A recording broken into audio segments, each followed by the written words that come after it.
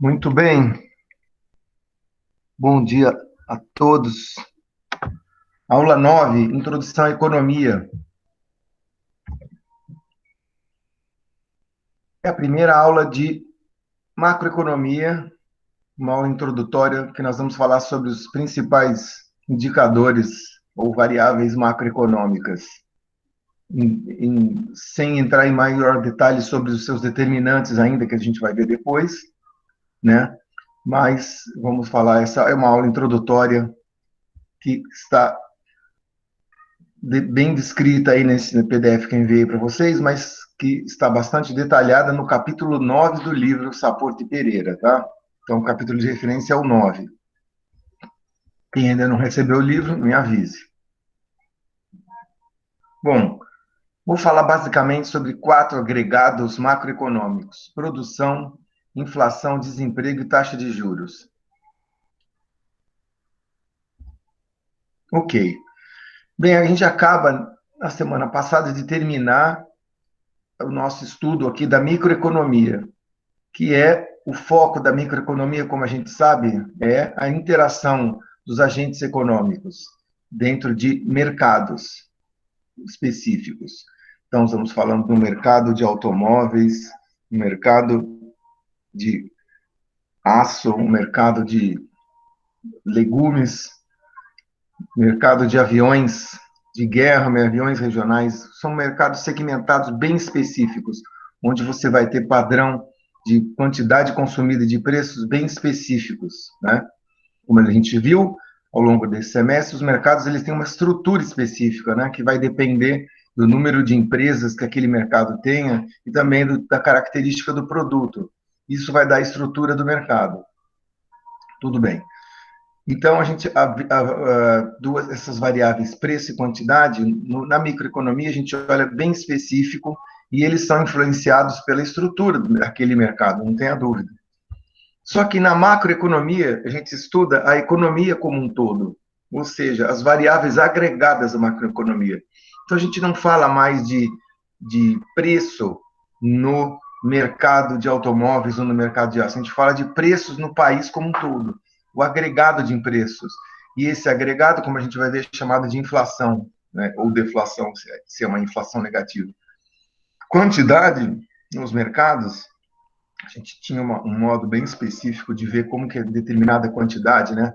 A interação entre oferta e demanda dava a quantidade naquele determinado mercado. Aqui a gente está falando da produção, né, da quantidade produzida em todos os mercados, agregado, ou seja, a produção total, que a gente vai chamar de PIB ou Produto Interno Bruto, tá? O mercado de trabalho em específico, ele não estamos falando agora de um mercado específico, quantas pessoas são contratadas, mas na economia como um todo, né? Como se dá um emprego na economia como um todo, emprego total. Aí vai ter a variável emprego ou desemprego, a variável agregada, e não mais num setor.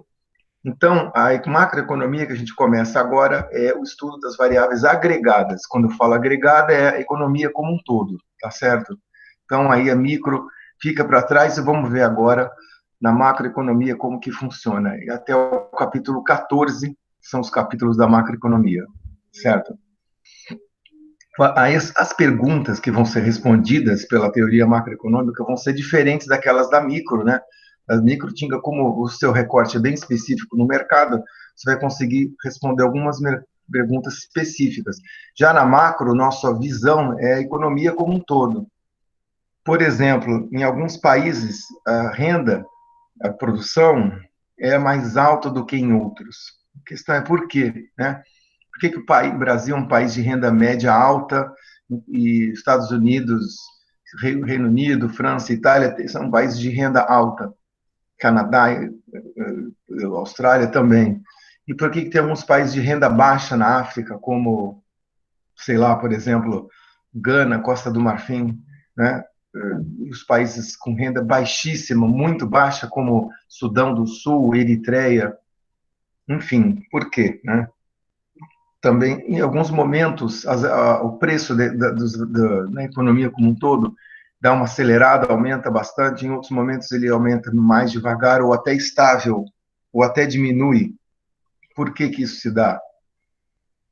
Porque produção e emprego se expandem em certos anos e se contraem em outros. Por exemplo, o Brasil teve um aumento no emprego, né, uma diminuição no desemprego, portanto, durante os anos 2000, década de 2000, principalmente a partir de 2002, 2003 para frente, e isso foi até 2009, seguidamente, depois melhorou de novo, continuou subindo o nível de emprego e caindo o desemprego até 2014, e desde 2015 a economia brasileira tem tido desemprego em alta e emprego em baixa, né? A questão é por quê, né? O que que acontece? Então, são esses tipos de perguntas que vão nortear a macroeconomia, ou seja, perguntas sobre essas variáveis agregadas que eu mencionei para vocês agora há pouquinho, né? Muito bem. Com relação a algumas variáveis macroeconômicas, nós gostaríamos que a economia se portasse de uma determinada maneira. Gostaríamos no sentido de, bom, seria o crescimento econômico. O que que é isso? É a variação da produção no país como um todo, né? Como nós vamos já ver em mais detalhes agora também. Nós gostaríamos, todo mundo gostaria que o país no qual você mora ou trabalha, crescesse economicamente, e de preferência crescesse mais do que crescesse pouco ou não crescesse, né? Ou decrescesse.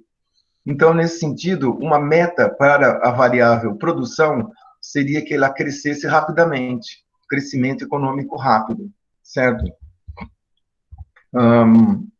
Então, esse seria uma meta, vamos dizer assim, para essa variável macroeconômica que a gente gostaria. Pleno emprego, o que quer dizer isso?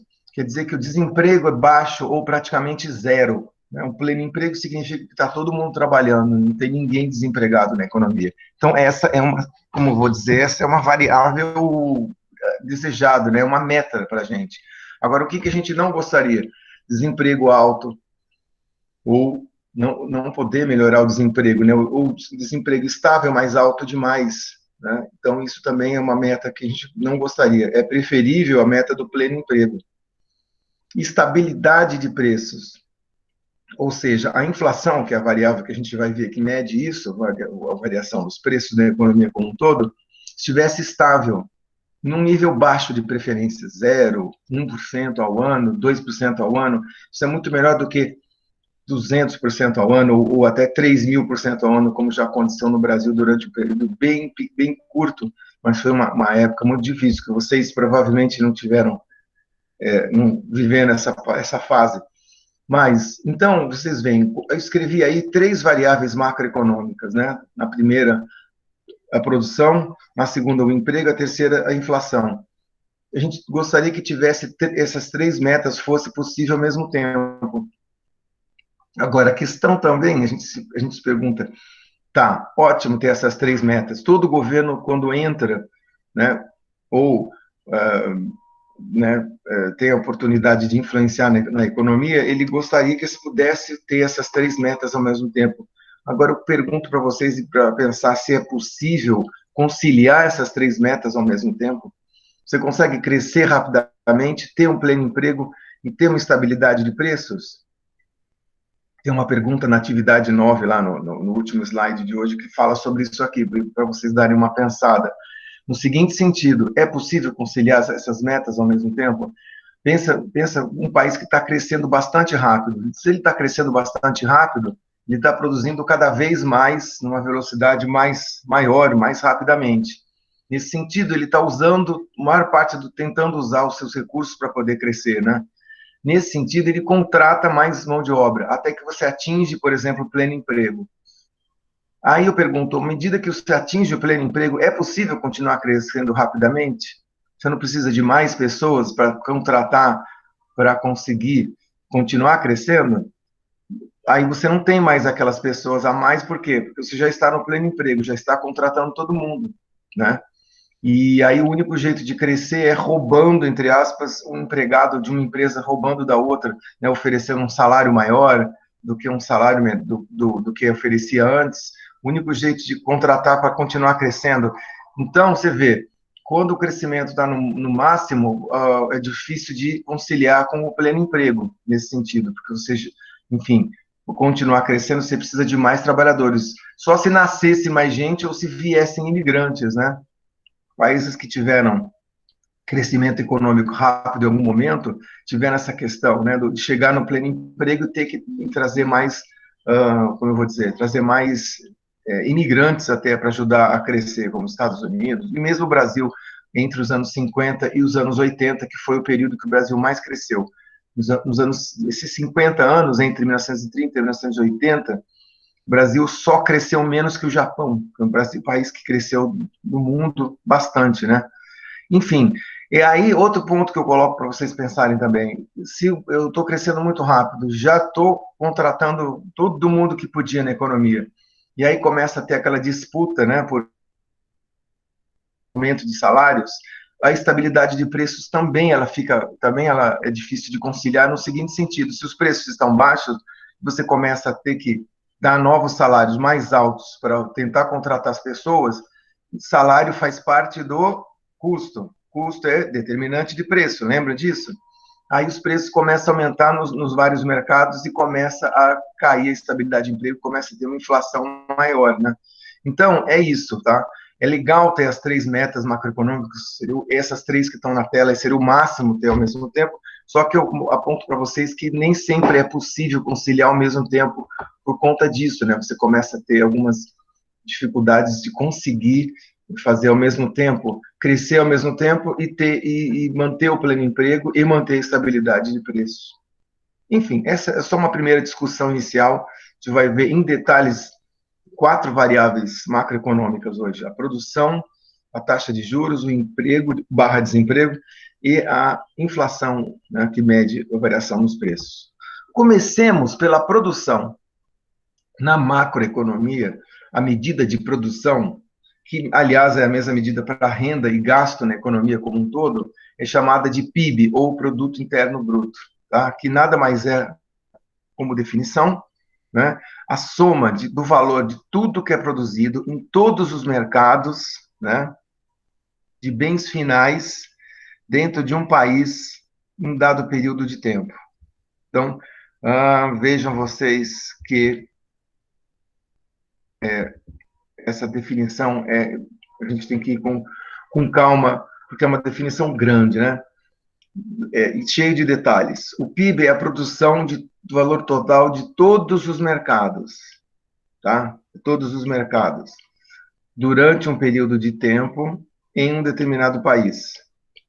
Bem. E de quais produtos? Aqueles produtos que sejam bens e serviços finais. Vocês vão de lembrar no capítulo 2, aquela nossa discussão, o que é um bem final. Bem final é aquele bem que é consumido diretamente, que aquele bem é consumido pelo consumidor, ou seja, ele é utilizado pelo consumidor diretamente. Então, por exemplo, um lanche, sei lá, um lanche de hambúrguer, é um bem final porque ele é utilizado por um consumidor que vai lá e come. Ao contrário dos bens intermediários, que vocês vão lembrar também daquela discussão, o bem intermediário, eles só servem para serem... Ele não é utilizado para o consumidor final, ele só serve para ser utilizados por outras empresas, outras etapas, né, da cadeia produtiva que vão produzir outras coisas. Por exemplo, aço, né? Aço, aqui, o aço ele não a gente não usa, o consumidor não usa aço, né? Alguém aqui, sei lá, come aço, mastiga aço ou utiliza aço em casa? Diretamente não, né? O aço ele é derretido na maior parte das vezes, placas de aço, ou cortado para serem utilizados na produção de automóveis, geladeiras, construção civil, né? Nos prédios usam aço na estrutura dos prédios. Então, são bens intermediários. E por que que a gente não pode colocar no PIB, embora seja estranho, né? Possa parecer estranho, por que só os bens finais no PIB? E daqui a pouco eu já vou responder essa pergunta, mas a definição de PIB é valor total de todos os bens finais de um país em um determinado período de tempo. Tá? Eu já vou explicar isso bonitinho. Tá? Lembra do diagrama de fluxo circular de renda da aula 2? Pois é. Trago ele de volta aí para a gente mostrar que o PIB que ele também está aí no nosso, daquele desenhinho, porque se ele é o valor dos bens e serviços finais produzidos, né, ele é igual à despesa e é igual à renda. Opa, como assim? Então está aqui o desenho de novo, certo? Tudo que é produzido pelas empresas e vai para os mercados de bens e serviços que as famílias consomem aqui, ou seja, essa linha vermelha aqui, é o PIB. É o PIB. Ao mesmo tempo, como esse PIB ele é todo comprado pelo consumidor final, o PIB também é igual às despesas, tá? Porque essas duas linhas aqui, embora eu tenha desenhado torta essa linha aqui, não sei porque que saiu torta, já nem lembro mais, mas enfim, essas duas linhas se equivalem, tá? Tudo que as pessoas compram de bens finais é o que elas gastam nos mercados, né? Então, despesa é igual a PIB. E também despesa é igual a renda. Olha a renda aqui, que ela vem daqui. Por quê? Porque essa renda é justamente a renda que elas usam para as despesas. Tá certo? Então, nesse sentido que eu falo que PIB é uma medida de produção, mas também pode ser uma medida de renda e de despesas, tá? Ou seja, a renda total na economia é igual ao PIB. A despesa total na economia é igual ao PIB, tá certo? Só relembrando isso, né, trazendo o diagrama de fluxo circular para mostrar isso para vocês, que o PIB, que aqui está, é igual às despesas, que é igual à renda, tá certo? Então, são três modos de você medir a produção total na economia, ou pelo valor dos bens e serviços finais, ou pelas despesas, ou pela renda. Olha lá, coloquei de novo a definição de PIB. PIB é o valor de mercado dos bens e serviços finais produzidos num país num determinado período. Beleza, então olha o que eu coloquei aqui. Então, primeiro ponto, que esse PIB você tem que ser medido pelo preço de mercado, ou seja, o preço de hoje.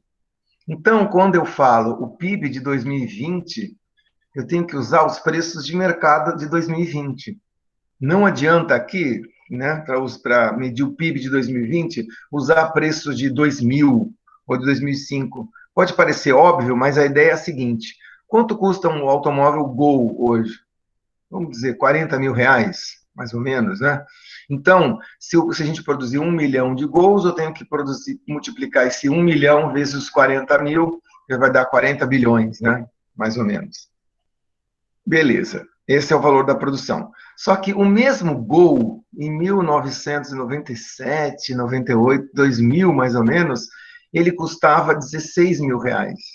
Então, o PIB da época, no PIB da época, eu tinha que usar o preço de mercado da época, 16 mil, tá certo? Então, sei lá, naquele ano eu vendi 1 milhão de Gols igualzinho, faz de conta?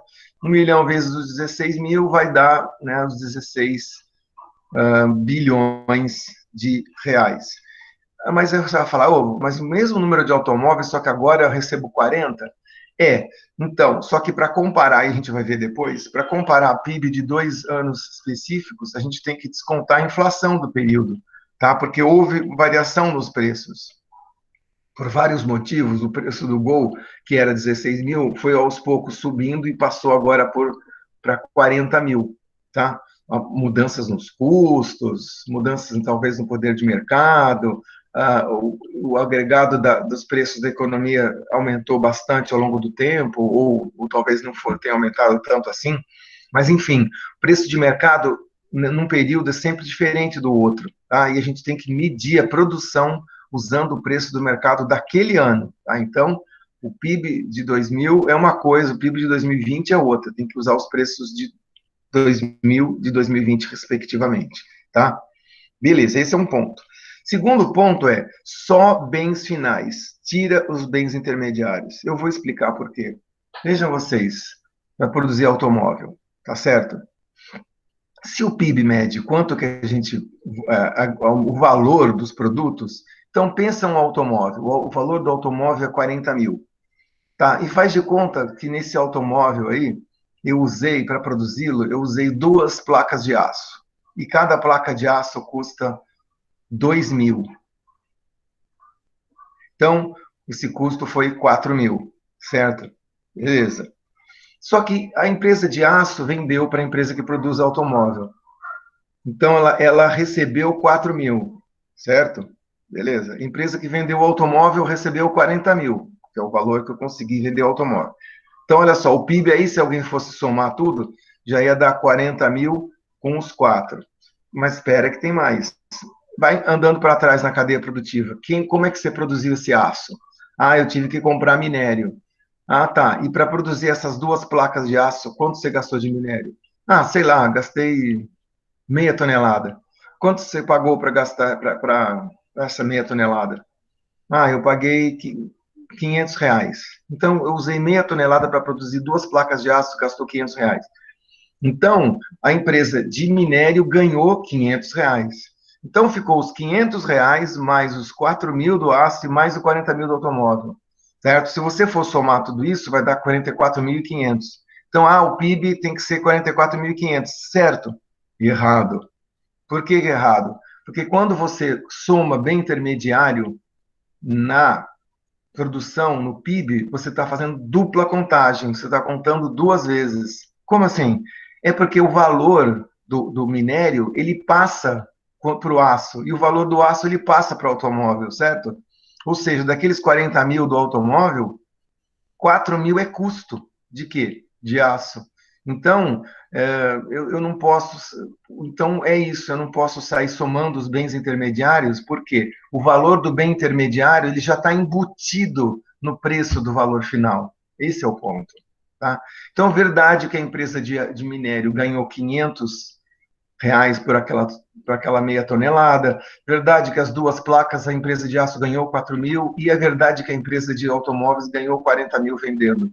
Só que o aço, o minério está embutido no aço e o aço está embutido no automóvel.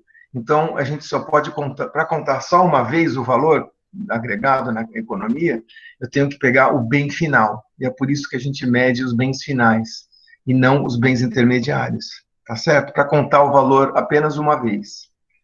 Beleza? Bom, eu vou incluir todos os produtos finais, seja bens finais ou serviços finais, tá certo? De novo, finais.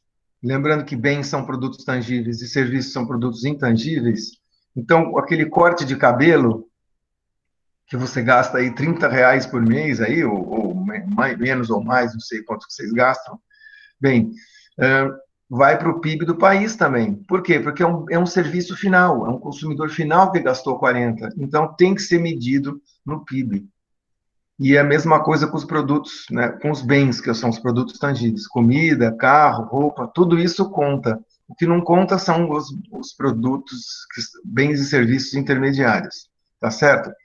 Nossa, mas como que eles medem isso daí? Por conta, a gente já vai falar sobre isso também, sobre formalidade na economia, mas a gente mede pelas notas fiscais. Então, quando o cabeleireiro ou o barbeiro vai lá e emite a nota fiscal a R$ 40, ele paga X% de imposto. Pagando imposto com a nota fiscal, já é possível detectar e saber que ah, alguém gastou R$ 40 para cortar o cabelo, isso vai fazer parte do PIB. E a mesma coisa limpezas domésticas, serviços médicos. O problema é que alguns desses produtos eles são produzidos na economia informal, né? Eu já vou falar sobre isso. Não, vou falar agora sobre isso.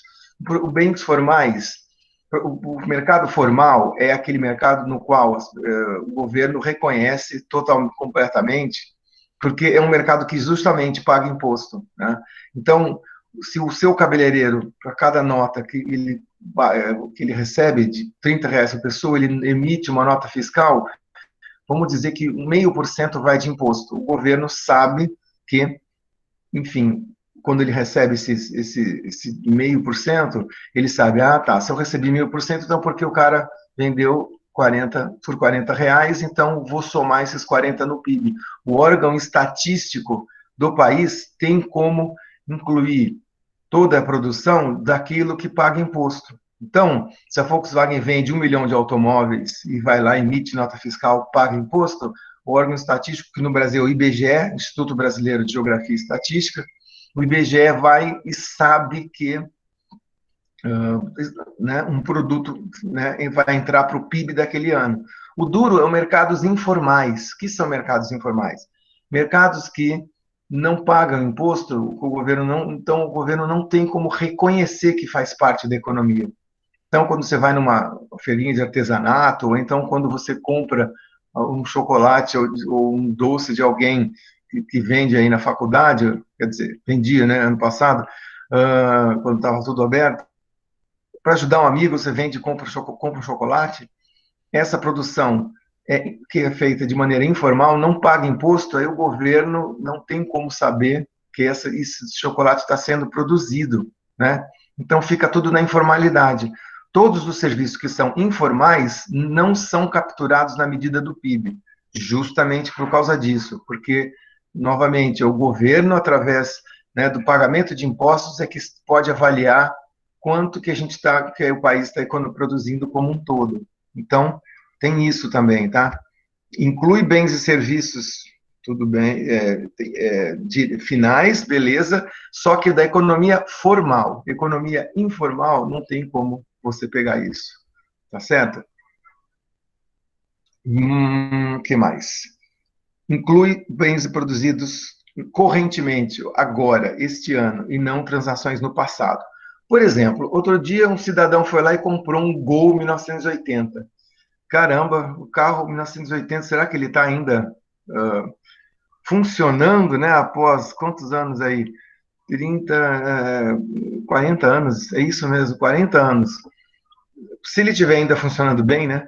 O Gol 1980, aí você vai e paga, sei lá, R$ 3.000 por esse Gol usado. Só que, vejam vocês, esse Gol, quando você gasta esses R$ 4.000, isso não vai para o PIB desse ano. Sabe por quê? Porque ele não é uma transação corrente. Ele não foi produzido correntemente, e sim produzido em 1980. Quando ele foi produzido lá atrás, em 1980, o valor que foi pago certamente entrou no PIB de 1980, mas nesse ano não. Então, venda de produtos de carros usados, computadores usados, não, ele só entra no ano corrente, tá? De quando ele foi produzido, tá certo? Claro que tem produto que foi produzido, sei lá, 31 de dezembro de um ano e vai ser vendido em janeiro do outro ano ou fevereiro, só vai entrar, lógico, em janeiro ou fevereiro.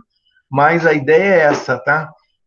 Você só pode colocar uma vez no PIB a produção de alguma coisa. Não dá para colocar duas vezes em 2 anos diferentes. É a produção corrente, tá certo? Outra coisa, o PIB médio é valor da produção, né, de bens finais dentro de uma região geográfica do país, ou do país como um todo. Então, o PIB do Brasil, se você juntar todas as fábricas de automóveis do país, vai entrar no PIB do país. Claro que é possível eu dividir essa produção por estados ou por regiões geográficas, né? Por exemplo, o estado de São Paulo, aí eu só pego as fábricas de produção de automóveis do estado, né? Enfim, o PIB ele pode ser medido geograficamente, tá? Então, o PIB do estado de São Paulo, o PIB do Rio de Janeiro, o PIB do Brasil como um todo. O que mais? Mesma coisa, um período de tempo. Novamente, não posso medir o PIB de 1980, misturar com o de 2000 ou de 2020, né? São períodos específicos diferentes. O que você pode fazer do PIB de um ano, você pode dividir entre. Geralmente a gente calcula também os PIBs de trimestre, não por mês. Por mês, não. Eu acho que nenhum país do mundo mede o PIB mensal, sim PIB trimestral.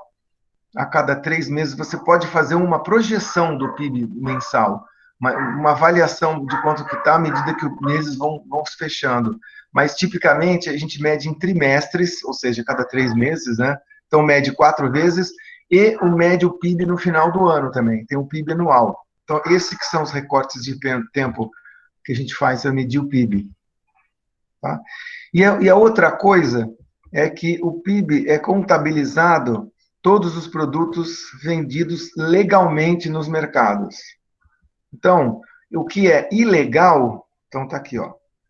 A gente vende os produtos que são vendidos legalmente nos mercados. Isso é contabilizado no PIB. O que não é contabilizado são produtos que são vendidos ilegalmente. como drogas ou coisas roubadas, né? Por exemplo, uma carga que chega de, sei lá, cigarros, mas que cigarros são roubo de carga de um outro país, ou que vem importação ilegal. Mesmo que esses países tenham, esses produtos tenham pago imposto nos seus mercados de origem, ele entrou de maneira ilegal, ele foi roubado. Então, não tem, né, como o órgão estatístico incluir esse produto, tá? Então, são só os produtos que só vão ser contabilizados aqueles que são feitos de maneira legal, né? Produzidos de maneira ilegal. E aí entra também aquele negócio da informalidade. Tudo que é produtos do mercado informal não são contabilizados no PIB, tá certo? Então, por exemplo, produtos que são feitos em casa, novamente. Se você fez em casa, a não ser que você tenha uma empresa e tenha vendido, né, e pagado imposto para o governo tudo nos conformes, né, aí sim ele pode ser contabilizado no PIB, novamente, porque o governo, né, pagando imposto, tem condição de informar ao órgão estatístico que aquela produção daquele serviço em casa, né, pagou imposto, então foi feito e deve ser contabilizado no PIB daquele ano, tá? Beleza. Então, isso aí é uma discussão inicial sobre produto interno bruto ou PIB, que é uma medida de produção dos mercados, tá? Como a definição é grande e bastante detalhada, a gente precisou passar um tempinho maior definindo aí o que é essa variável que a gente mede para o agregado para medir produção no mercado, na macroeconomia, tá certo? O PIB, ele tem alguns componentes, tá certo? Nós vamos ver isso aqui em bastante detalhe nas aulas daqui para frente, tá? Mas o PIB, que eu vou chamar de Y da agora em diante, certo? É o Y que a gente usa essa letra aí para o PIB. Ele tem alguns componentes.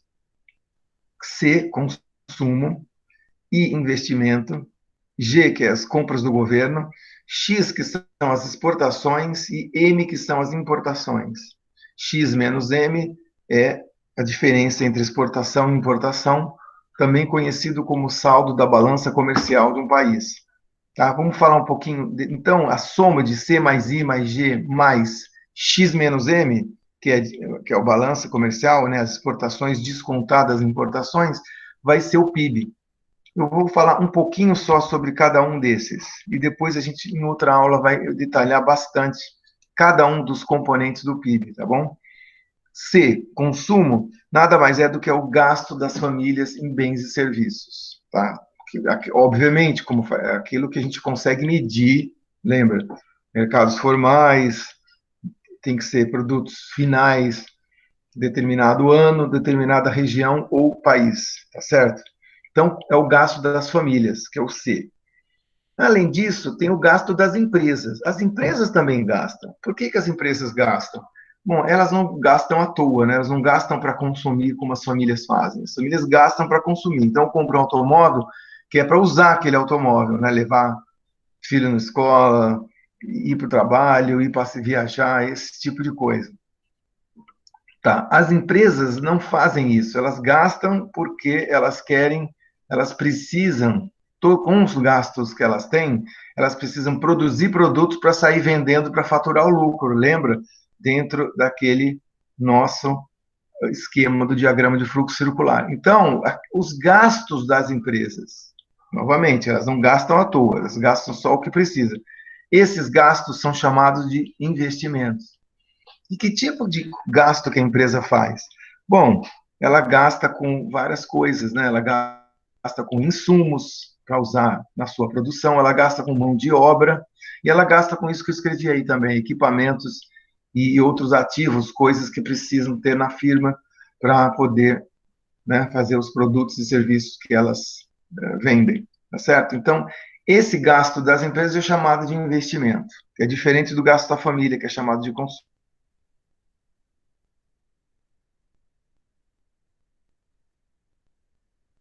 PIB. O gasto de governo,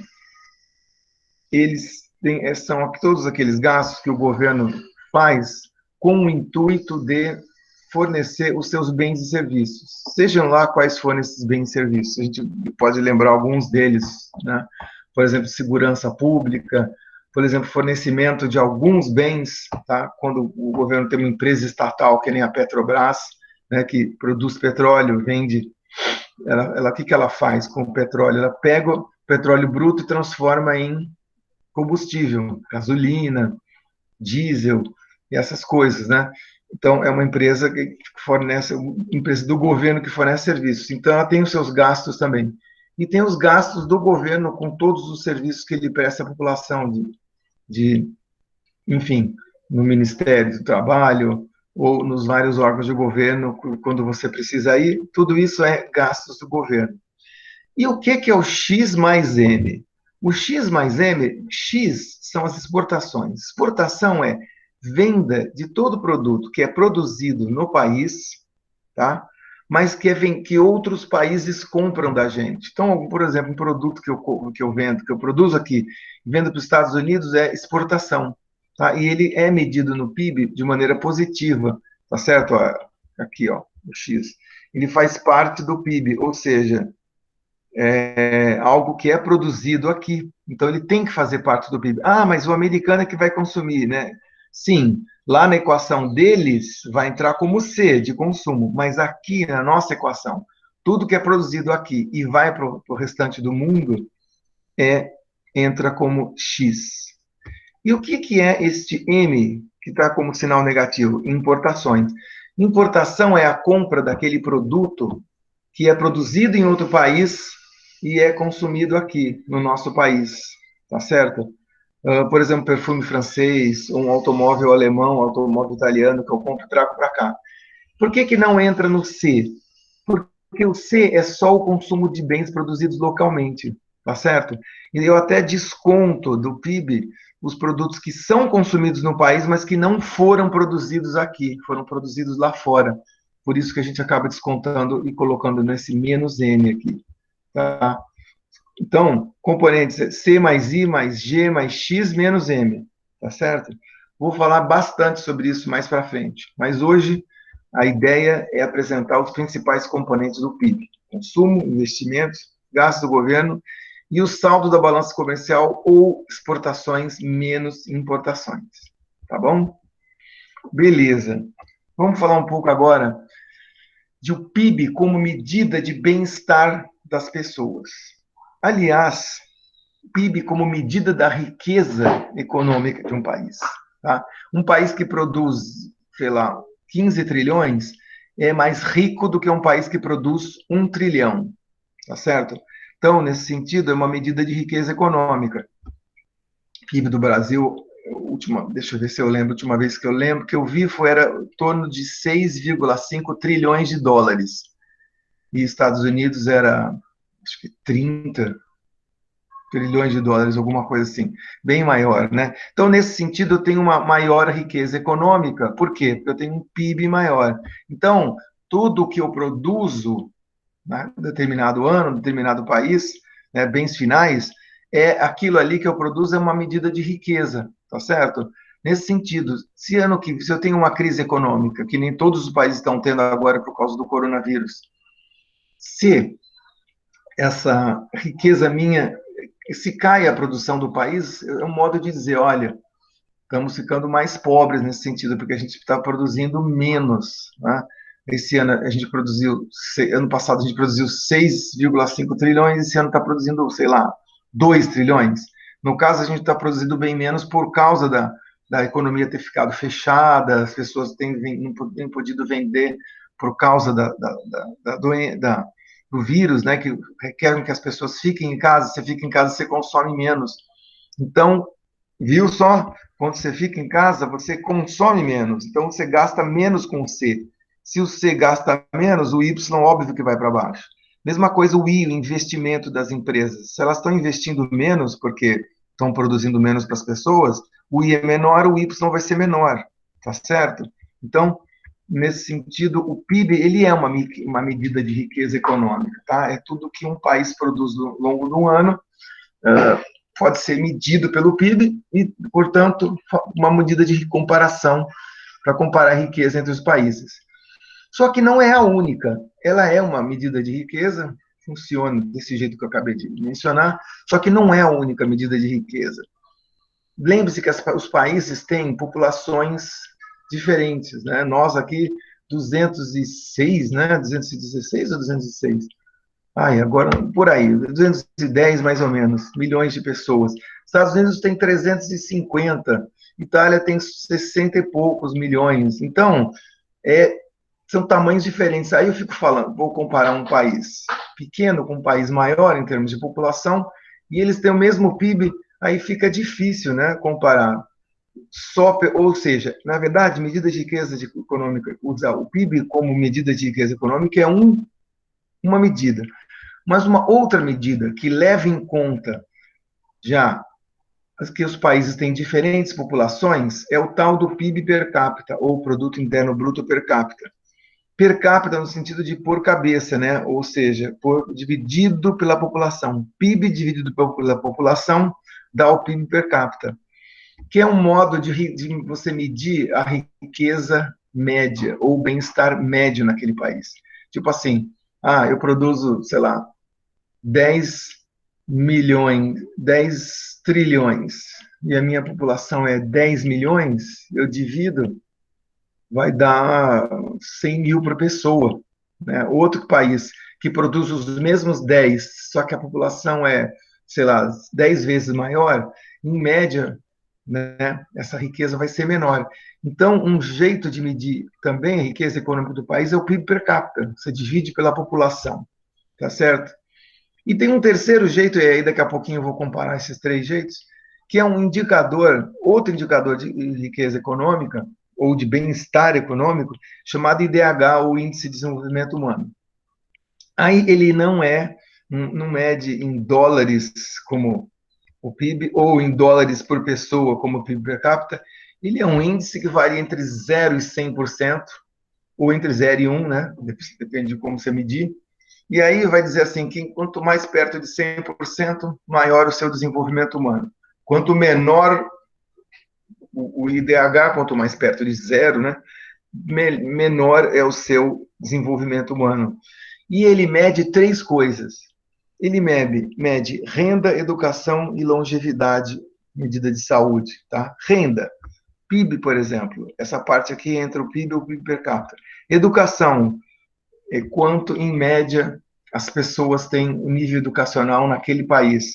E longevidade, quantos anos, em média, que vive um cidadão daquele país. Então, ele mede essas três coisas, dá uma, né, coloca um peso, dá um peso para cada uma das três partes, mede, e aí calcula esse índice que varia entre 0 e 100.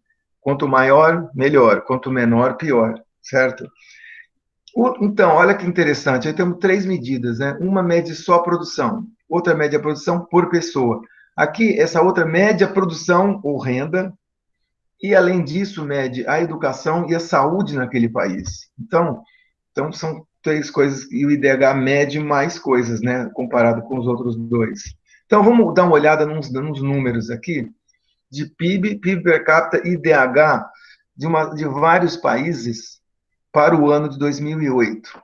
Claro que nós já temos dados até talvez de 2018, com certeza, talvez 2019 já exista. Eu estou com uns dados meio antigos aqui, mas dá para vocês terem uma ideia, né, mais ou menos, dessas três medidas de riqueza, né, ou de bem-estar dos países. Aí eu coloquei aqui, olha, tem alguns países que têm um PIB grande, naquele ano tinha um PIB de 14 mil, o quê? Está aqui embaixo, fonte, PIB em bilhões de dólares. Então, os Estados Unidos tinha 14 mil bilhões, ou seja, 14 trilhões de dólares era o PIB dos Estados Unidos, certo? Naquele ano. China, 4. Agora eu vou dizer para vocês que nesses 12 anos, né, desde essa tabela foi construída, que a China aumentou muito mais rapidamente, está bem mais próximo do PIB dos Estados Unidos, tá? Mas aí, o que mais que temos aí? França, Alemanha, Itália, países com mais de 2 trilhões de PIB, né? Aí tem o Brasil aqui com 1,5, na época tinha 1,5. Muito bem. Aí aqui não está em ordem, certo? tá meio misturado, mas dá para ver que os Estados Unidos é o líder, depois China, e aí alguns países da Europa, e tem o Japão também, que como eu coloquei países selecionados, não coloquei todos, tá? O Japão ficou faltando, mas enfim, são os principais. Agora, divide pela população, quando você divide pela população, aí o PIB per capita já tem um outro ranking. Olha só quem é o líder, e aqui está em ordem, né? Esses países selecionados estão em ordem. A Noruega está acima dos Estados Unidos. Por quê? A Noruega produz só 456 bilhões de dólares. Só que tem uma população bem menor que a dos Estados Unidos. Aí, quando você divide o PIB pela população, vai dar 95 mil. Ou seja, em média, cada norueguês, naquele ano, produzia 95 mil dólares por pessoa, né? Então, Estados Unidos e França estão com 46, Alemanha 44, Itália 38, aí o Brasil vai estar com 8 mil naquela época, tá? Naquela ano de 2008, tá vendo? Então, PIB é uma coisa, certo? Que é legal medir a riqueza total ou riqueza absoluta, mas o PIB per capita ele informa uma outra coisa, ele fala, em média, a riqueza das pessoas naquele país. E aí você vê que tem países menores, ó, a Itália que é pequena, Taiwan super pequeno, né? Rússia é grande, mas, enfim, Taiwan e Noruega são países que têm, né, um PIB per capita bem alto. A Noruega, então, nem se fala, né? Bastante alto. Aí, quando você mede esses mesmos valores de um outro modo e inclui educação e saúde, aí nós vamos ter o IDH, tá? De novo, esses números aqui estão próximos a 1 e esses aqui estão mais próximos de 0. Coloquei alguns países aqui, 2 países da África, Moçambique e Burundi, que tem um pequeno PIB, né? 9 bi, e Burundi 1 bilhão. Aí quando você vê o PIB per capita, a população grande, é bem menor, o PIB per capita são só 465 dólares por pessoa, no caso do Burundi, 138, né? Bem pequeno. E olha o IDH deles, 0,3. Né? Então, quando você leva em conta renda, educação e saúde, né, eles têm um valor bem pequeno. Já esses outros países aqui têm um altíssimo índice de IDH, né? 0,96, 0,95, né? 94, muito próximo um do outro. E você vê que o ranking do IDH ele é parecido com o ranking do PIB per capita, né? Tem mais ou menos a mesma, ou seja, quem é alto num é alto no outro. Então, interessante que quando mesmo você colocando saúde e educação a mais, além da renda, é interessante como mantém, né, o ranking dos dois indicadores são parecidos, né? Eu vou mostrar para vocês também em termos do mapa. Olha aqui, PIB dos países e PIB dos países e IDH dos países, tá? PIB dos países, 2007, não é o mesmo ano, IDH dos países, mas dá para você ter uma ideia. PIB, quanto mais roxo, maior o PIB. Aí tem uns roxos intermediários aqui e tem uns roxos clarinhos.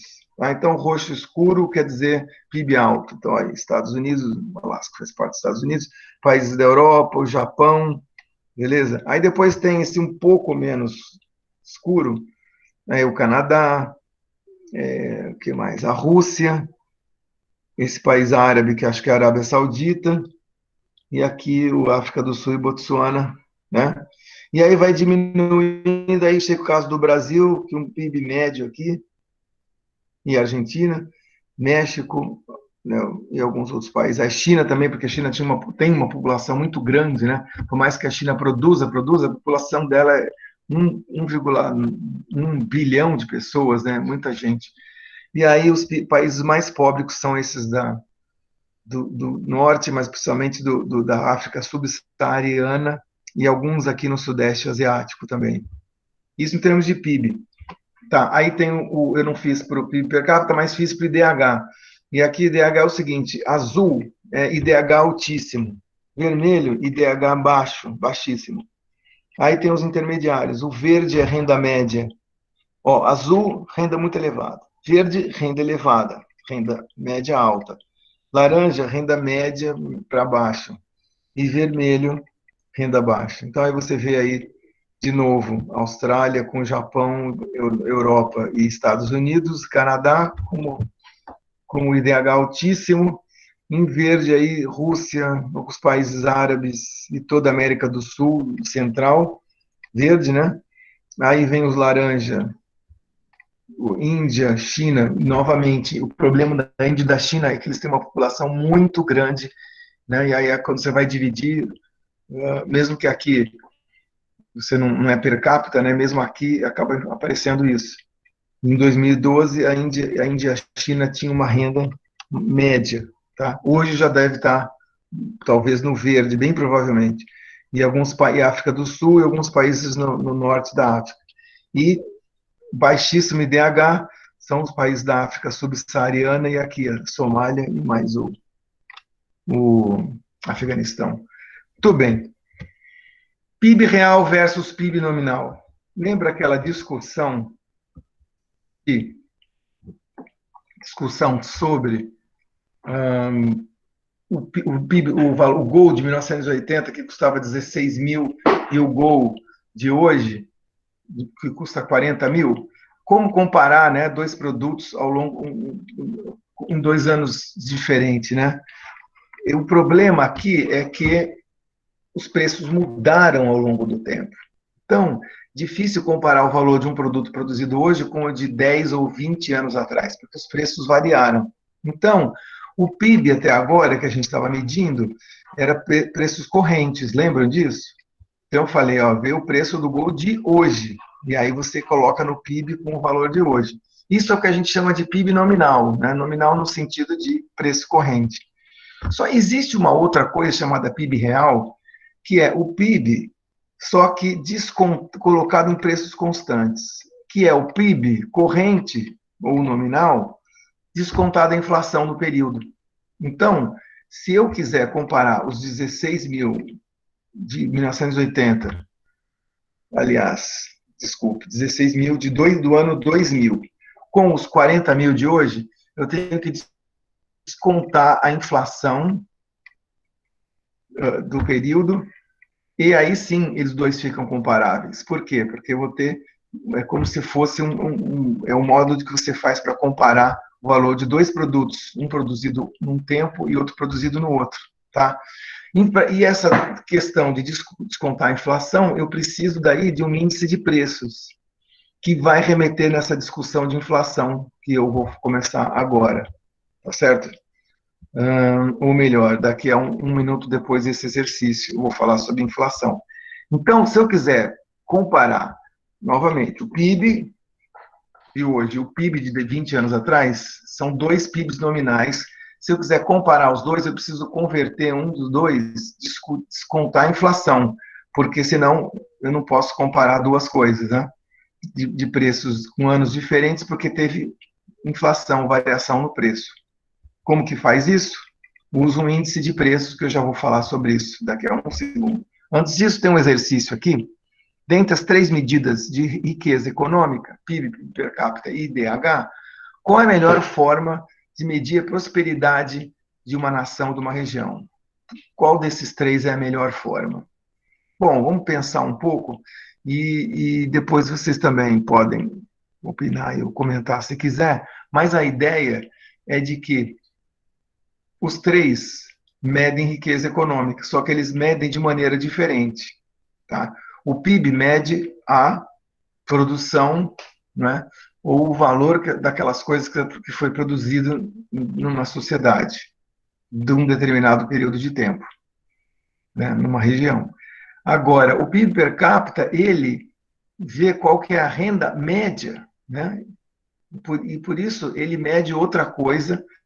Talvez seja melhor para comparar do que o PIB, porque o PIB não leva em conta o tamanho da população. Já o PIB per capita leva em conta o tamanho da população, portanto, ele é uma renda média. E o IDH, ele, então, nesse sentido, o PIB per capita é melhor que o PIB. Já o IDH, ele vai ser melhor ainda, porque ele não só leva em conta a medida de economia, né, ou de produção, que é aquela parte da renda, mas, além disso, ele leva em conta outras duas dimensões importantes da riqueza, da vida das pessoas, que é a saúde e a educação, né? Então, uma sociedade que tem uma, sei lá, lembra da saúde, longevidade, as pessoas vivem até 90 pequenas da Grécia e da Itália, é melhor do que viver só, sei lá, 25 ou 30 anos, né? Então, nesse sentido, o IDH é melhor do que os outros porque captura não só a riqueza, e não só a riqueza média, mas também captura uma medida de saúde e de educação, quando você, né, que está embutida nesse índice de IDH. Tá certo? Muito bem. Segundo ponto da nossa discussão de hoje, como medir preços, mudança, variação nos preços na economia como um todo. Tá certo? Eu estou dizendo aqui que os preços podem variar no tempo. Quase sempre eles variam, né? Então, depende também de país para país, de região para região. Não sei se vocês costumam ir lá para Estados Unidos ou Europa, mas lá nesses países existe uma estabilidade nos preços. Né? Você vai num ano, o preço não está de um jeito. Você vai no outro ano, o preço também está do mesmo jeito da maior parte dos produtos. Com exceção de alguns que variam ao longo de um tempo, mas depois eles voltam. Né? Por exemplo, o tomate ou a cereja está fora de temporada, a cereja é mais cara, ou você nem acha cereja, mas na época dela, você vai ver, ela está aquele preço, sei lá, 2 euros o quilo, né, um pouquinho mais, um pouquinho menos, chega no próximo ano, vai estar próximo de 2 euros o quilo também, tá certo? Então, tem uma estabilidade de preços. Já em outros países, a estabilidade é menor, os preços aumentam ou diminuem ao longo do tempo. Né? Então, o que é isso, né? Essa questão de variar os preços? Então, a ideia de que se os preços variam, o custo da vida, né, o custo de se viver ao longo do tempo está variando. E aí, obviamente, isso afeta a renda das pessoas. Supondo que eu tenho o mesmo salário de R$ 2.000 esse ano e o ano que vem, se os preços aumentarem, os mesmos R$ 2.000 vão poder comprar menos coisas, né?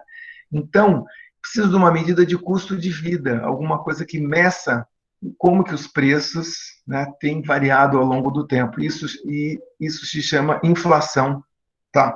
Ou taxa de inflação. A taxa de inflação é a variação dos preços em um determinado período, ou seja, comparando o preço num período com o período anterior. Se essa variação for positiva, a gente chama isso de inflação. Se essa variação for negativa, a gente chama de deflação, o que pode acontecer também. Em muitas situações, os preços podem cair ao invés de subir. Depois a gente fala um pouco mais sobre isso. Mas inflação e deflação é isso, tá? Quando a taxa de inflação é positiva ou negativa, respectivamente. Olha aí o Brasil, nosso país querido aí, com a taxa de inflação deles desde 1980 até 2009. Vocês não viveram, provavelmente, o que aconteceu nos anos 80, nos anos 90, mas até a metade dos anos 90, o Brasil passou por um período de alta inflação, tá? Por vários motivos. Aí precisaria de uma aula de economia brasileira longa para discutir isso aí, mas resumindo, a ideia é que, principalmente, que o governo não estava conseguindo controlar a variação nos preços e, em não conseguindo, a taxa de inflação foi muito alta. Tá? Então, vejam vocês, esses são números anuais que vocês estão vendo aí. Começando aqui por 1980, isso significa que 99% foi a variação dos preços de janeiro, 1º de janeiro de 1980 até 31 de dezembro de 1980. Ou seja, os preços aumentaram se você arredondar para 100%, 100% é dobrar, né? Os preços dobraram em um ano. E vejam que, com exceção de 86, que houve um plano econômico que tentou diminuir a inflação, com exceção desse ano, a inflação foi só aumentando, né? Chegando aos níveis altíssimos em 1989 e 1990. Veja que 89, 1.800%. Significa que em um ano os preços subiram 1.800%. Tá? Aí, de novo, teve um plano em 90 e outro em 91 que tentou diminuir a inflação, não conseguiu. E aí, em 93 e 94, a inflação chegou ao pico, né, ao máximo. Aí sim, o Plano Real, que iniciou 1º de julho de 94, conseguiu finalmente estabilizar os preços, diminuiu, né, para quase 900% por conta da inflação do primeiro semestre. ainda teve esse valor, mas a partir daí o país virou um país com inflações civilizadas ou normais, vamos dizer assim. 22%, 9%, aí começou a cair para 4%, 2%, 8%, 9%. Aí teve um pouquinho de aumento aqui, depois de novo caiu para níveis... O que é uma, até que em 2009 chegou a 4,3%. O que é uma inflação de 4,3%? Significa que no começo do ano, comparado com o fim do ano, os preços em média aumentaram só 4,3%, o que é muito menos do que, né, no período dos anos 80 e 90. Essas inflações aqui são de países, né, mais desenvolvidos e que conseguem controlar a inflação, tá certo? Vamos voltar a falar um pouco mais no capítulo 12 sobre inflação, mas a ideia aqui é que ela mede a variação nos preços e o Brasil já teve períodos de descontrole grande da inflação, tá? Índice de preços. Muito bem. Vocês já devem ter ouvido falar sobre alguns índices de inflação, que são uma tentativa de medir a variação dos preços dos produtos, certo? Um índice de preços, então, tem, na verdade, você pode medir de vários jeitos, né? Aliás, o que eu coloco na inflação, nesse índice de preços? Bom, vejam vocês que então, o índice de preço ao consumidor é o IPC, variação dos preços para um consumidor típico, tá certo? Por que típico? Porque pensa bem, essa sala aí que tem 40 alunos, desses 40 alunos, quantos de vocês que comem pizza? Quantos de vocês comem alface? Quantos de vocês comem arroz e feijão? Bom, para vocês, né, que consomem esses quatro produtos, essa variação do preço desses produtos é importante, né? Porque, lógico, o uso... Então, se a pizza começar a aumentar o preço demais, pô, pelo amor de Deus, né? Vai me afetar. Agora, quantos de vocês consomem, sei lá, alixe? Ou quantos consomem, sei lá, alguma coisa bem ruim? Sei lá, fígado, né? Se bem que tem gente que gosta, não existe o ruim, né? Cada um tem um gosto. Mas o ponto é esse: o consumidor típico é aquele que consome o que a maior parte das pessoas consomem. Então, no índice de preço do consumidor, vai ter arroz, vai ter feijão, vai ter carne, vai ter os principais produtos que eu vou medir a variação dos preços para medir a inflação, né? Agora, por exemplo, na Itália, nem adianta colocar feijão, porque italiano não come feijão, né? Até come um ou outro um pouquinho ali, mas não como brasileiro, né? Então, o consumidor típico italiano vai ser outra história, vai ser diferente o que vai estar no IPC deles, tá certo? Então, a ideia desse IPC é medir a variação dos preços para um consumidor típico, aquilo que consome a maior parte das coisas que as pessoas, em geral, consomem naquele lugar, beleza? Então, o IBGE, eu já falei para vocês que é um órgão estatístico do governo federal, FIPE é um órgão da USP que mede, esses dois órgãos medem o IPC. Além disso, a FGV, Fundação Getúlio Vargas, né, do Rio e de São Paulo, medem também um outro índice que se chama IGP, tá? E, enfim, tá? Então nós temos o IPCA, que é um índice do governo, e temos o IGP, que é o índice da Fundação Getúlio Vargas. Então, novamente, tem outros modos de medir inflação. Tem a inflação dos produtos no atacado, tá certo? O atacado é diferente do varejo. O varejo é um mercado grande no qual as pessoas compram a maior parte das coisas. Então, não é, onde um consumidor compra é o mercado varejo. O mercado atacado é o mercado daqueles que compram em grande quantidade para revender depois. Então, mercado atacado vai ter outro tipo de inflação, porque uma outra dinâmica de preços que interessam ali, daqueles produtos que são contados, né, nesse índice de inflação, chama IPA, Índice de Preço no Atacado. Então, os produtos que vão ser medidos, o preço, no IPA vai ser diferente, porque no atacado são outras coisas que a gente vende e são outros preços. Então, o que eu estou querendo dizer para vocês é que existem mais de um índice de inflação, vários índices. Tem o do IBGE, que chama IPCA, tem o da FIP, que chama IPCA, IPC, tem o da GV, que chama IGP, Tem até o índice do atacado que chama IPA. No setor de construção civil, tem o INCC, que é um índice que mede inflação lá no setor da construção civil. Enfim, tem mais de um índice de inflação, tá? Quando a gente fala no Brasil, a maior parte das pessoas se importam com o IPCA, que é o índice que o governo brasileiro mede, tá certo? O IPCA. Mas saibam que existem muitos índices de preços, né, que medem inflação. Tá, e como que calcula a inflação? Como calcular a inflação, gente? 5 passos. Primeiro, escolham os produtos do qual vocês estão falando qual é a sua inflação. O IBGE, por exemplo, vai determinar a cesta de produtos, que são aqueles produtos que vão, né, que vão ser contada a inflação. Ah, tá. A inflação do IBGE vai ser arroz, feijão, carne, transporte, vestuário, tem uma série de itens que entra ali, tá bom? E aí, primeira coisa, eles colocam peso nos produtos, tá certo? Eu colocar um preço de 50% no jiló e 1% no arroz, né? É o contrário, né? Você tem que botar mais peso para o arroz, porque mais gente consome arroz do que jiló. Aliás, jiló, por mim, ficaria fora da minha cesta de produtos, com certeza. Não sou muito chegado nisso, não. Mas tudo bem, vamos lá. Então, é isso. Os produtos que estão na cesta vão ter um peso diferente. 20%, um 2%, um 5%, tá? E aí eu vou medindo, por exemplo, no mês 31 de janeiro, agora 31 de agosto, que foi ontem, quanto que foi a inflação no fim do mês. Daí eu vou medindo ao longo do tempo e comparo o preço de 31 de agosto com 30 de setembro. Aí eu vou poder falar, opa, a inflação de setembro, comparada com agosto, foi tanto, tá certo? Essa que é a ideia. E, de fato, o IBGE, ele calcula o IPCA dele de maneira mensal, mês a mês, e eles fazem pesquisas, tá certo?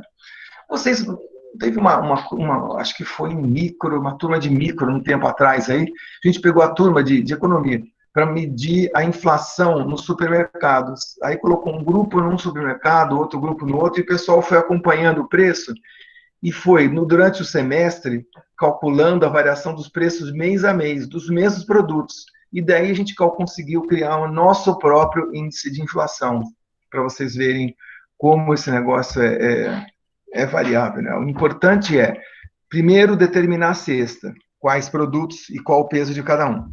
Segundo, pesquisar os preços. Então, a gente fazia essa turma aí, ir lá no supermercado. Ah, já lembrei, foi aqui em Santos, a turma de microeconomia. Santos, a Baixada Santista tem 9 municípios, né? E tinham alunos lá na turma de 9 cidades. Aí nós fizemos o pessoal de cada cidade medir no supermercado os preços da inflação lá na cidade deles. Bertioga, Mongaguá, Itanhaém, Santos, Praia Grande, Guarujá, né? Peruíbe, todas as 9 cidades, Cubatão, Praia Grande, e aí, né, tinha a inflação de cada cidade. Foi um negócio bem legal que a gente fez lá atrás. Primeiro, determinava a cesta. Aí nós escolhemos o que ia na cesta. Aí depois, cada um ia lá e anotava o preço. Né? Pesquisava os preços e anotava. E aí fazia o custo da cesta. Como assim custo da cesta? Lembra que a gente tinha que escolher quais produtos? Vamos supor, 10 produtos e qual o peso de cada um? E aí eu multiplicava o preço do produto pelo peso, isso ia somando para todos os produtos, aí você tinha o custo de uma cesta de produtos, né? Dava direitinho e vai fazendo isso mês a mês. Tá. E aí você escolhe um ano base, que é o início do período. Vamos supor, nós estamos calculando de janeiro a dezembro, então começa com janeiro, né? Compara janeiro com fevereiro, depois fevereiro com março, depois março com abril, e vai computando finalmente 5 a taxa de inflação, que nada mais é do que a mudança percentual no preço comparado com o período anterior. Como assim? Assim, inflação de um mês é quanto que deu nesse mês, menos o mês anterior, dividido pelo mês anterior, vezes 100%. Opa, então, peraí. Então, ó, IPC no mês 1. Então, o pessoal ia lá no supermercado, dia 31, anotava tudo direitinho os preços, multiplicava pelo peso, somava, deu IPC mês um, tá bom? Aí eu vou lá e repito no mês seguinte, faço a mesma coisa, vai dar IPC mês 2. Mês 2 menos mês um dividido por mês um vezes 100% dá a taxa de inflação. Simples assim, né, gente? É bem simples. E aí, você, no próximo mês, você faz a mesma coisa. Tá? Agora, em primeiro, eu comparei julho com agosto, agora eu comparo agosto, setembro com agosto. Depois, outubro, né? Outubro, mês 2, com setembro, mês um. Depois, novembro vira mês 2, outubro vira mês um, e aí você faz mês a mês. E fica um negócio bem interessante, tá? Tem dois modos de calcular. Esse aqui é o modo principal, tá? Compara de um mês com o outro, divide por 2 menos um dividido por um vezes 100. Aliás, a variação de qualquer coisa é assim, né? Final menos inicial sobre inicial vezes 100%. Final menos inicial sobre inicial vezes 100%. Tá? A variação de qualquer coisa. No caso, a variação dos preços. A gente calcula assim. Beleza? Então, inflação é isso. Falamos de produção, falamos de inflação. Falta falar agora de taxa de juros e de desemprego. Taxa de juros, simples, preço do dinheiro. Né? O prêmio de pagamento para você utilizar o dinheiro que você emprestou de alguém. Tá? Então, se eu empresto dinheiro de alguém, eu vou ter que devolver no futuro pagando um valorzinho a mais, que é a compensação que a pessoa recebe por ter te emprestado aquele dinheiro. Essa variação é chamada de taxa de juros, que nada mais é que o preço do dinheiro. Tá? De novo, isso que eu acabei de falar é a gente chama de taxa de juros nominal. Enfim, quanto que um banco cobra, tá certo? Tem a taxa de juros Selic, que a gente vai falar semana que vem, no mercado financeiro, tá certo? Mas, a verdade, existe mais de uma taxa de juros na economia, existem muitas. Por quê? Porque existem vários produtos financeiros diferentes. Então, a taxa de juros Selic, que andou caindo aí bastante nos últimos meses, não lembro exatamente quanto que está agora, esqueci, não sei se está 3%, mas o que, que ela é? É o seguinte, se você emprestar para o governo, comprando um título do governo, título de dívida, quanto que o governo te paga de volta? Ele paga a Selic. Então, 3% eu vou lá, compro o título do governo, vale um ano. Daí, depois de um ano, o governo me dá o dinheiro de volta, mais a taxa de juros Selic. Então, a Selic é isso. Só que bancos fazem a mesma coisa. Você pode pegar dinheiro no banco emprestado. E o banco vai ter uma outra taxa, geralmente bem maior, mas e a taxa de juros do banco é isso, né? Se você pegar emprestado, você tem que devolver mais a taxa de juros, e aí vão ser uma outra taxa de juros. Taxa de juros real é quando você pega a taxa nominal, que é essa que a gente acabou de falar, e desconta a inflação. Vocês já sabem calcular a inflação agora, né? Então, juros reais é o nominal, que é os juros que se paga na economia, descontada a taxa de inflação. Bom, que mais? Então, tem um exemplo aqui. Taxa de juros reais de 15%. A inflação no período foi de 10%. Qual foi a taxa de juros real? A diferença da taxa de juros nominal pela inflação. Né? Desconta. A ideia é essa, desconta da taxa nominal, desconta a inflação. Então, 15 menos 10 deu 5, tá certo? Muito bem. Vamos ver aí, exercício 3 e 5. Vamos ver o 5 aqui, dar uma olhada rapidinho aqui. Por que devemos anotar os preços de preferência no mesmo dia, no mesmo horário, para os mesmos produtos quando você calcula a inflação? Índice de custo de vida, por exemplo. A ideia é que é o seguinte: você está querendo comparar os mesmos produtos, a variação do preço, tá certo? Sem outras diferenciações, sem nada que atrapalhe esse cálculo da sua inflação. Então, você já reparou que no supermercado, às vezes, tem alguns produtos que estão em promoção num dia e outros no outro, né? Ou seja, tem um supermercado aqui perto que segunda e quarta é o dia dos produtos agrícolas. Eles dão desconto nos produtos agrícolas. Então, Se eu for comparar o preço do tomate num dia, na segunda e na quarta, com o da terça e da quinta, vai dar diferença. Então, a ideia é tirar esses tipos de diferenças, tá certo? Então, eu meço sempre na sexta-feira. Ah, mas sexta-feira tem desconto no preço da carne. Ah, tudo bem, mas você está medindo sempre sexta-feira, então vai estar sempre a carne mais ou menos no mesmo patamar. Esse é o ponto. Por isso que você tem que comparar os mesmos produtos, no mesmo dia, no mesmo horário, porque às vezes a promoção é de manhã e de tarde não tem, ou o contrário. Então, por isso eu lembro que a gente mandava o pessoal para medir a inflação nesses 9 municípios da Baixada Santista, fazendo exatamente isso. Vão no mesmo dia, no mesmo horário, hein, pessoal? Porque senão vai dar diferença. E a gente não quer que dê diferença.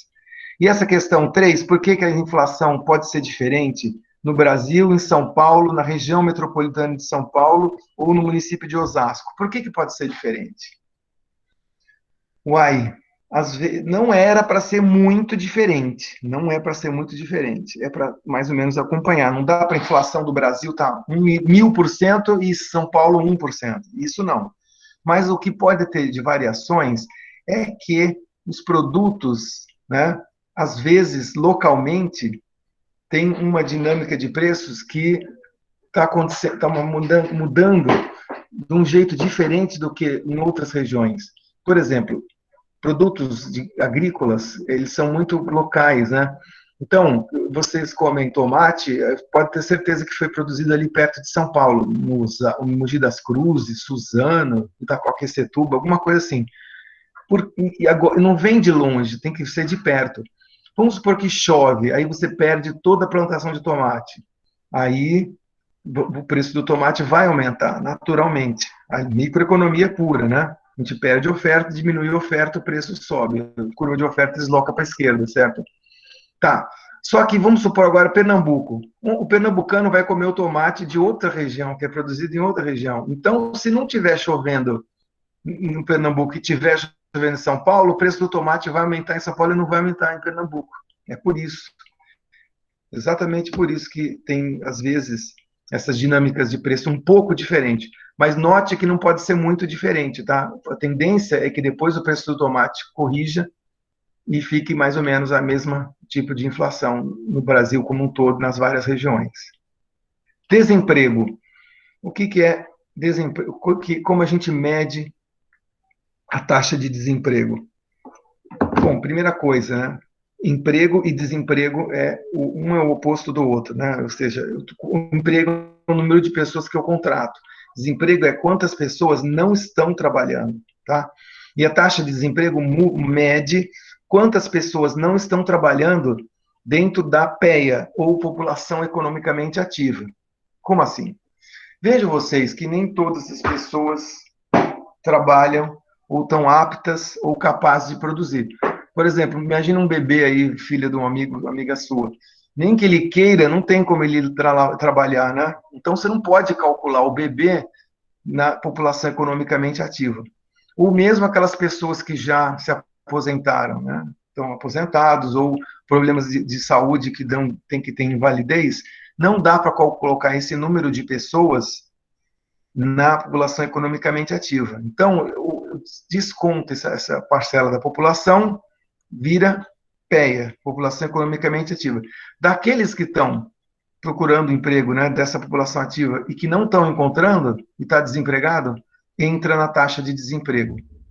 Ou seja, os que estão desempregados, mais os que estão empregados, dividido pela população, seria a PEA, né? Então, a PEA vai ser aqueles que estão desempregados mais os que estão empregados, tá certo? E aí a taxa de desemprego vai ser o quê?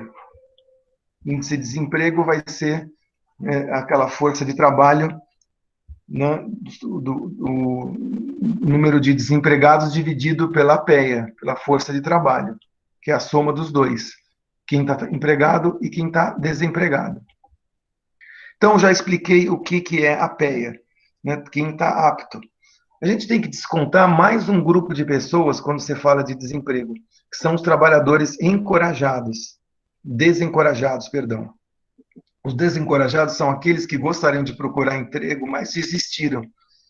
né? Ou seja, não estão procurando, estão fora da procura por trabalho. E pode parecer estranho, mas como medir, né, as pessoas que estão desencorajadas? Tem jeitos do IBGE medir quando ele calcula a taxa de desemprego, né? Na verdade, nas entrevistas, eles perguntam exatamente isso: se você tem procurado emprego, mas não está mais procurando emprego. As pessoas que responderem sim, né, dentro da amostragem que eles fazem a pesquisa, porque lógico que a gente não pesquisa a população inteira, senão seria caríssimo, né? Tem uma população aí de 100 milhões, eu pego só uma amostra de 2 mil no país para fazer entrevista. E aí eles perguntam isso, né? Você está desempregado? Sim. Está procurando emprego? Não. Então, é um trabalhador desencorajado. Então, a PEA, eu também desconto os desencorajados e vai dar aí o índice de desemprego, né? Que é o número de desempregado dividido pela força de trabalho, onde a força de trabalho é quem está empregado mais desempregado. Deu para entender? Vamos lá, desemprego 12%, significa 12% é daqueles que estão trabalhando e os que não estão trabalhando, né, que estão desempregados, né, só soma dos dois é o denominador, e o numerador é aqueles que estão desempregados, tá certo? Essa é a ideia de desemprego. Vamos lá.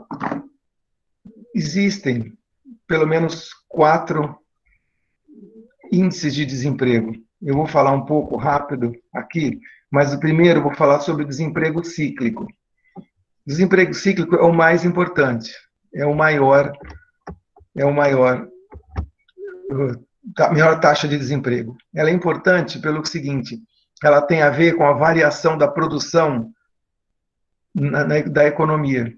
E é essa taxa de desemprego que eu vou usar lá na frente, tá? Então, as outras 3 eu vou mencionar rapidinho, mas vou focar nessa aqui, taxa de desemprego cíclico. O cíclico no seguinte sentido, ele aumenta e diminui de acordo com a produção, tá? Então, está aumentando a produção, o Brasil está recuperando, está contratando gente, é esse desemprego aqui que vai diminuir, o desemprego cíclico. Ele tem a ver com os ciclos com que o país passa. Por exemplo, no momento, nós estamos com a pandemia, a taxa de desemprego aumentou. Qual taxa de desemprego aumentou? Principalmente essa aqui, o desemprego cíclico, tá? Porque a economia vai de acordo para cima e para baixo, e esse né, é a taxa de desemprego que tem a ver com a produção, com o PIB, tá certo? Tem também o desemprego estrutural, o sazonal e o friccional.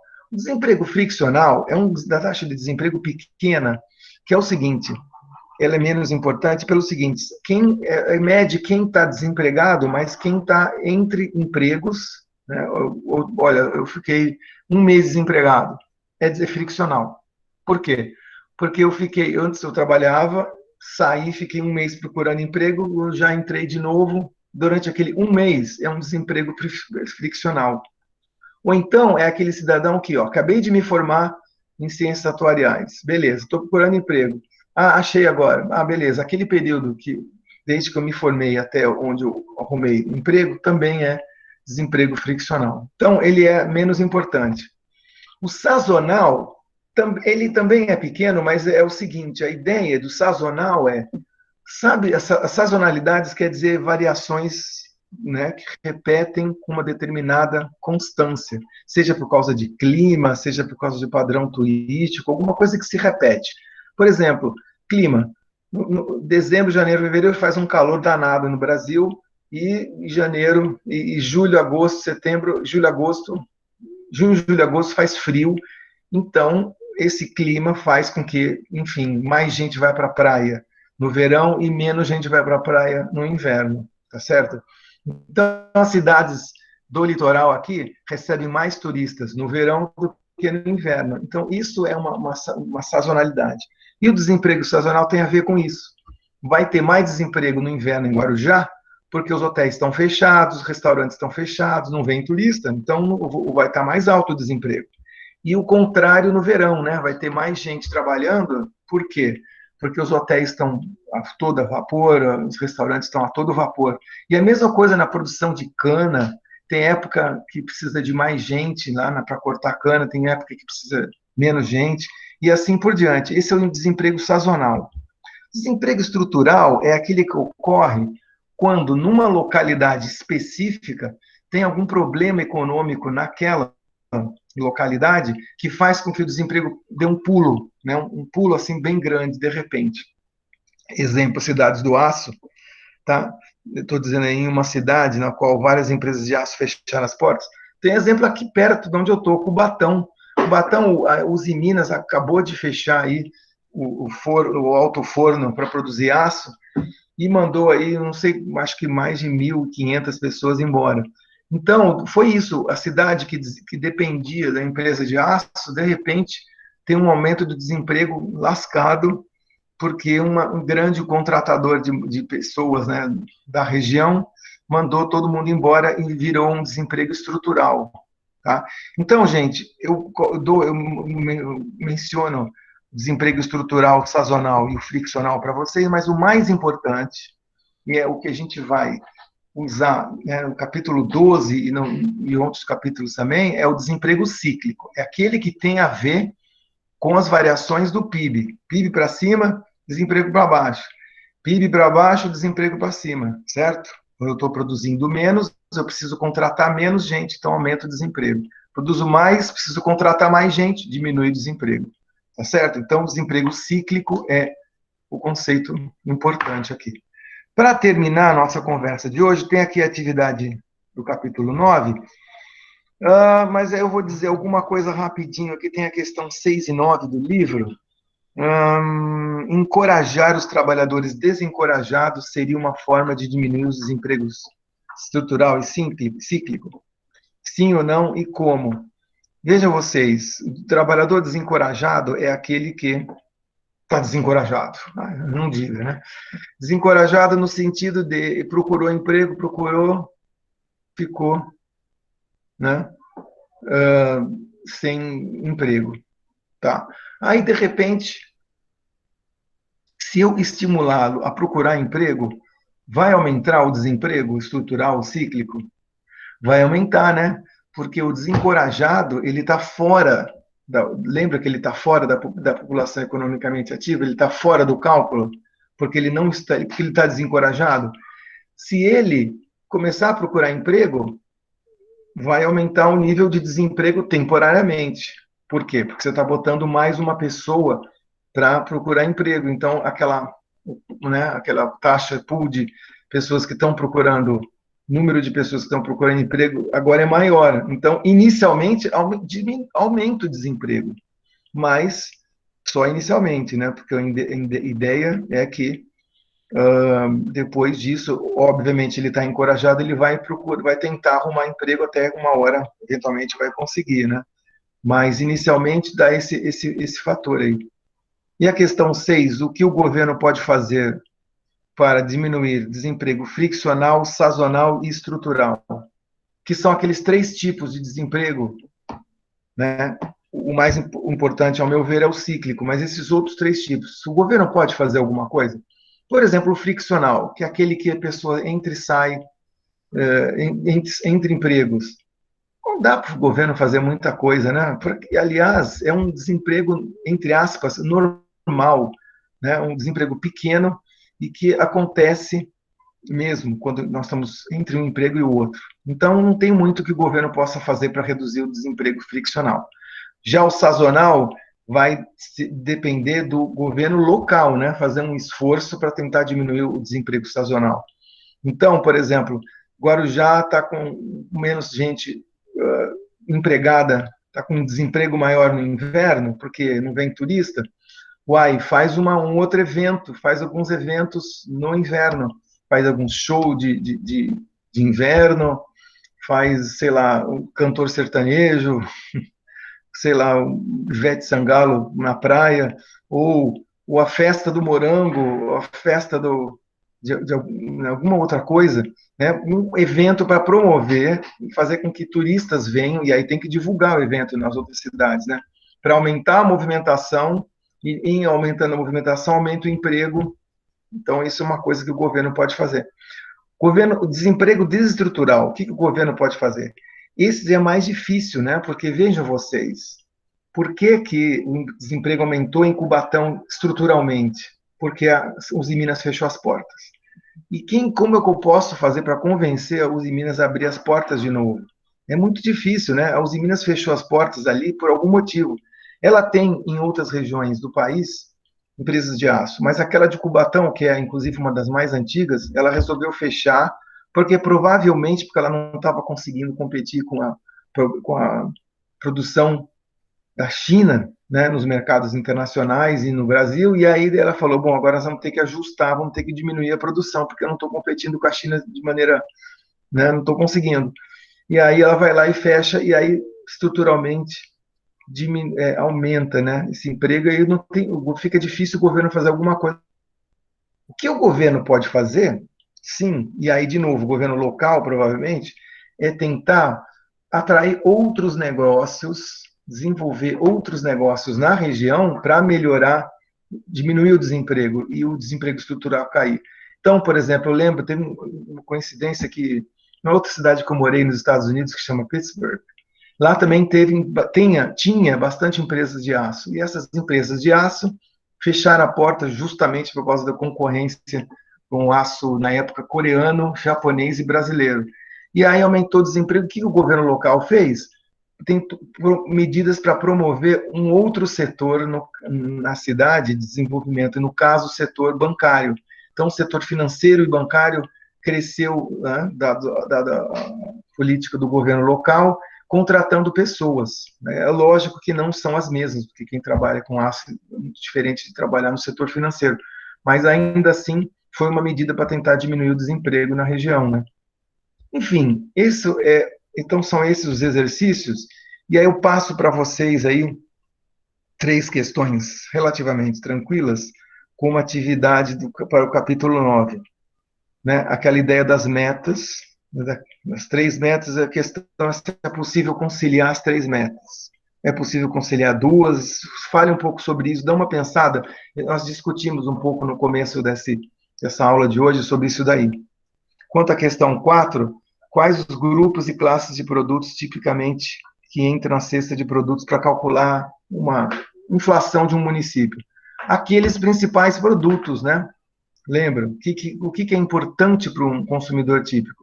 Alimentação, vestuário, transporte, esse tipo de produtos entram na cesta de produtos, dá uma pensadinha e dá uma discutida.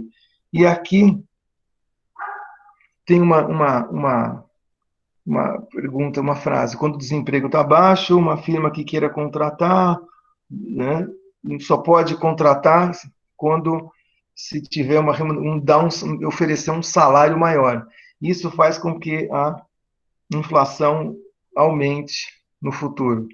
Comente esta frase no contexto da conciliação das três metas macroeconômicas: crescimento econômico rápido, estabilidade de preços e pleno emprego. Dê uma pensadinha aí, e com isso terminamos essa aula 9 e essa discussão sobre introdutória sobre produção, desemprego e inflação na macroeconomia. Tá? É isso aí.